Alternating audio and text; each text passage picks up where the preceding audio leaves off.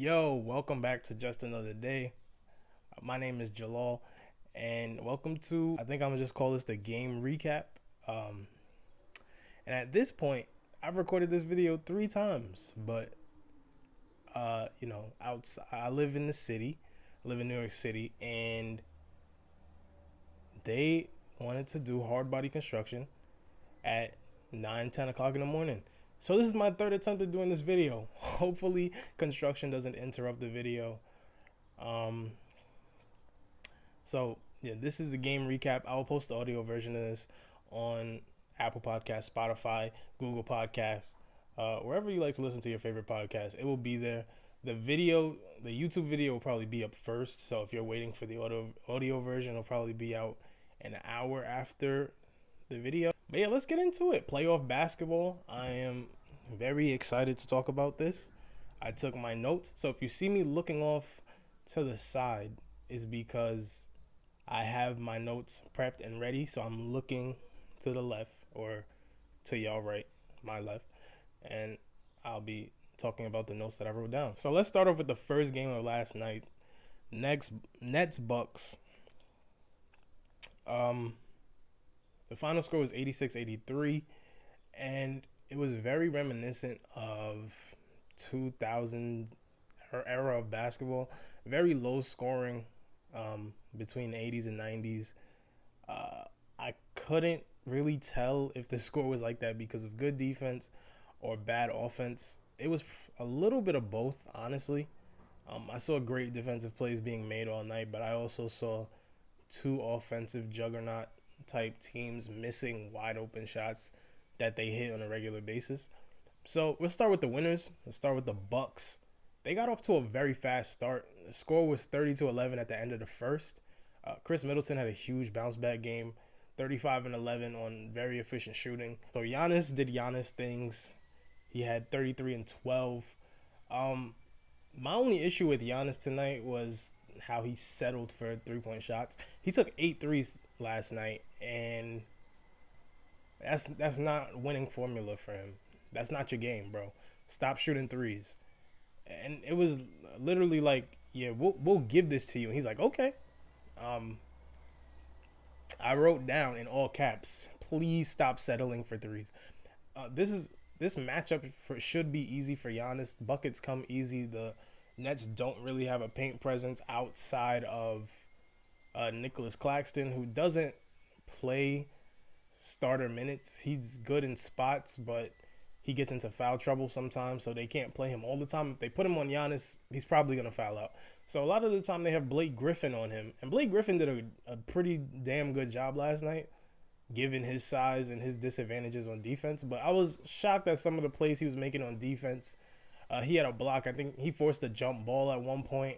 So yeah, that was all on the offensive end for the Bucks. It was Chris Middleton and Giannis carrying them throughout the game, but I think more so it was just the fact that role players couldn't hit their shots. Bryn Forbes didn't make a shot. I believe he was 0 for 4.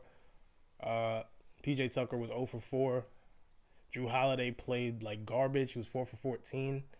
I have that right there. Nobody could hit a shot. Brook Lopez hit one shot, but he was great on defense. The Nets had him out there looking like prime Hakeem Olajuwon on defense, swatting everything that was in his vicinity. So credit to Brook Lopez on defense, but given the amount of wide open shots he had on offense, I expect him to be better. You have to be better. The role players for Milwaukee have to be better. That's like, I don't know how many times I can say that. And a result of role players not being as good as they should be is Chris Middleton going ISO heavy, Giannis going ISO heavy, and getting the ball at the top of the key, which is not where you want Giannis to have the ball, especially down the stretch, because if he's standing at the top of the key and Blake Griffin's sitting basically in the paint, you don't want him to be baited into 3, and he was baited into 8 of them last night. Giannis, if you're going to shoot threes, you should be shooting 3 at most. That's it. I don't mind that he shoots them. It's just that he settles. Like, he takes them early in the shot clock. There's like 17, 15 seconds left in the shot clock, and he just pulls up for 3, and it's a brick every time. Down the stretch, Drew Holiday and Chris Middleton were huge for them. Drew Holiday played great defense and hit the go-ahead bucket. So regardless of how bad he was, he still came up big time. The biggest bucket of the game. It was a really tough bucket. So credit to Drew Holiday for that. But he's got to be better. There's a reason they gave him that extension. There's a reason why they traded for him. They gave up 5-6 picks to get him.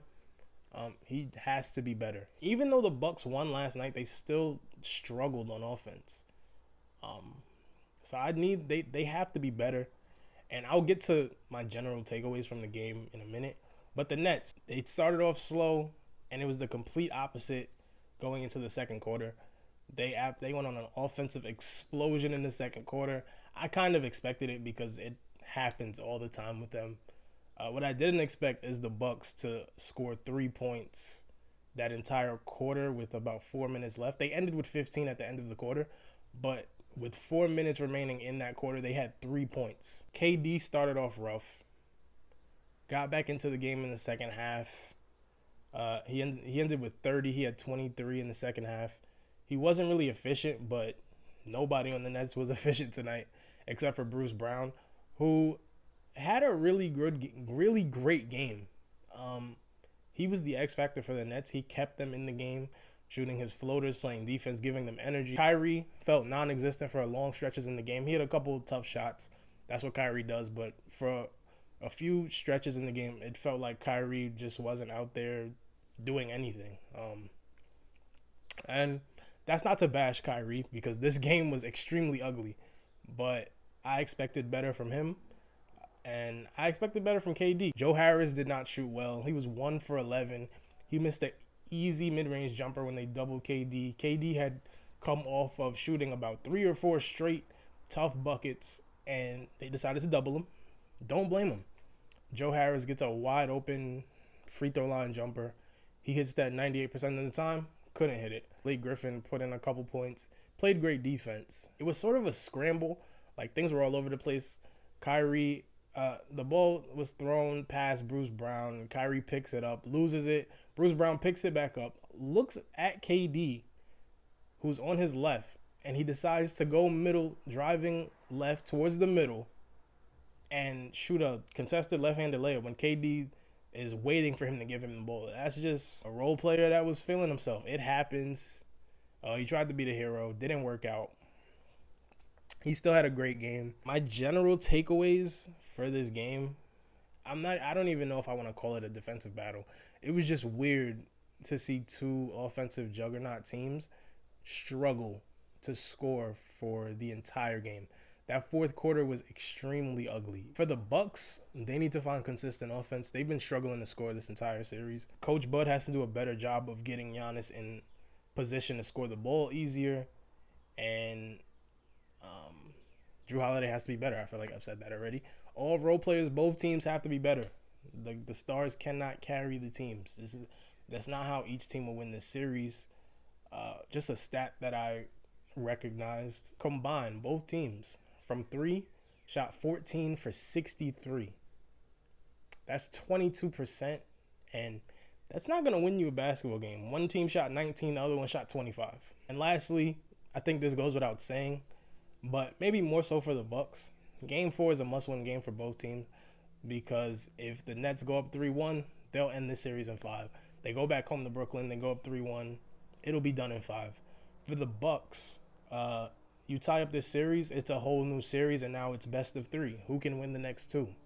So you gotta come out of Game 4, come into Game 4 feeling good, but knowing that you have to perform better. Who do I have in Game 4? I'm going to say Bucks just because I'm an optimist and I want to see a good series. But if the Nets came out and absolutely shellacked them, wouldn't be surprised at all. All right, moving on to the best game of the night, the better game of the night, I guess. There were only 2 games. Clippers, Jazz. Final score was 117-111. The Jazz are up 2-0 in this series.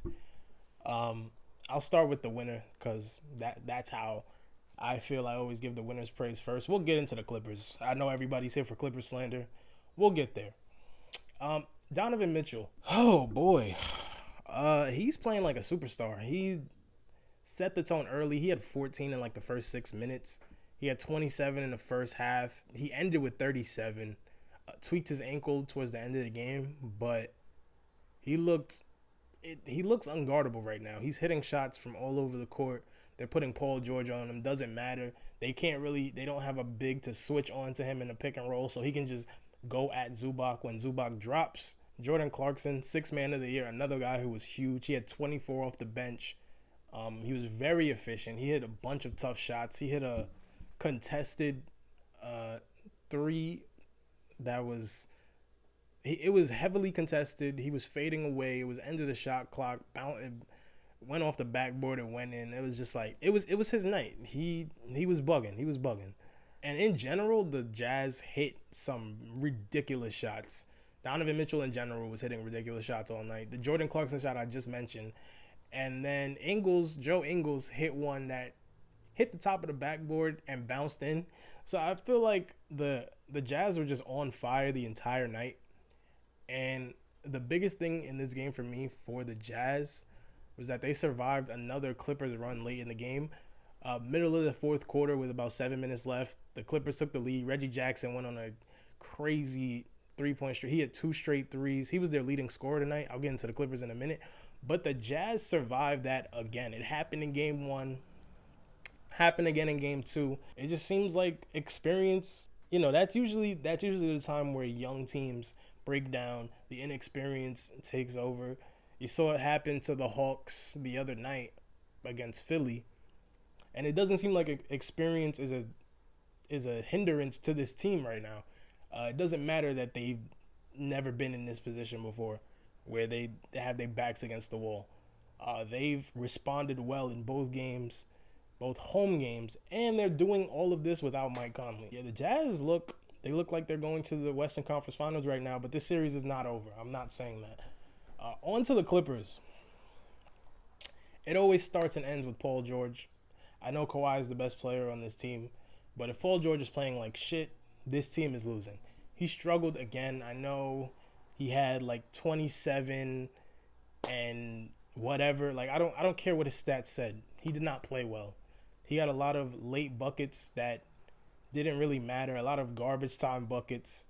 There was one point through the fourth quarter where he was 6 for 16, and he was a negative 12 in box plus minus. He wasn't good on either side of the ball. He couldn't stay in front of Donovan Mitchell.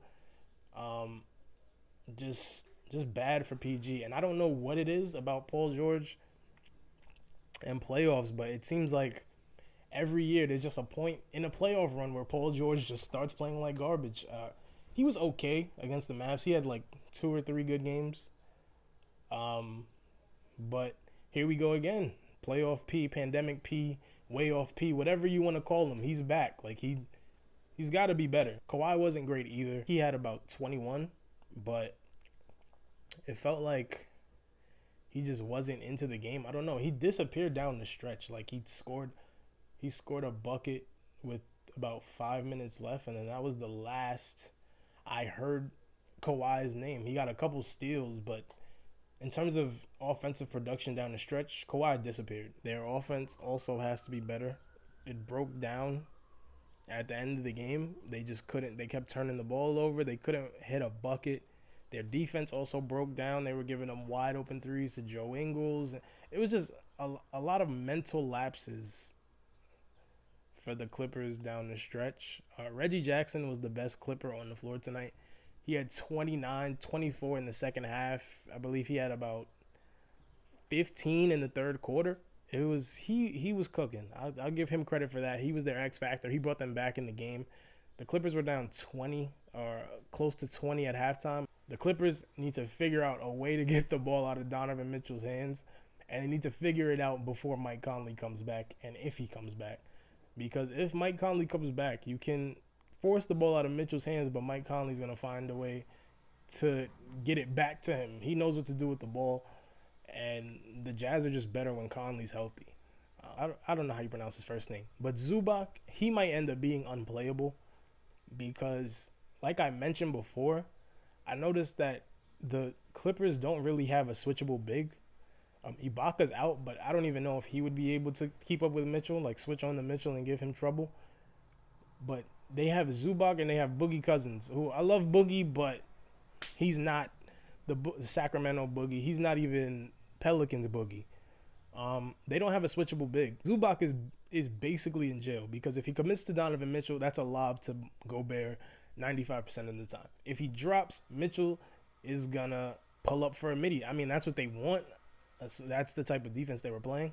But Donovan Mitchell can hit that. It's also interesting to see how the Jazz look on the road. It's just role players play better at home. So as hot as the Jazz were shooting, I want to see how they play when they go to LA to play at Staples. Game 3 should be interesting. And, you know, we're getting great playoff basketball. I mentioned in my last podcast that just because LeBron and Steph are out of the playoffs doesn't mean that the playoffs are garbage. We're getting high-level basketball every night. And these games have been amazing. I can't wait for Game 3 of this series. I can't wait for Game 4 of Bucks Nets. If you like what you saw today, don't forget to like, comment, subscribe, give suggestions in the comments, start dialogue in the comments, talk about your thoughts on the games. And if you're listening on Apple Podcasts, like I said, don't forget to subscribe if you're on Apple Podcasts. Follow if you're on Spotify. Give rating and reviews. I need those. Thank y'all for watching, and I will see y'all next week.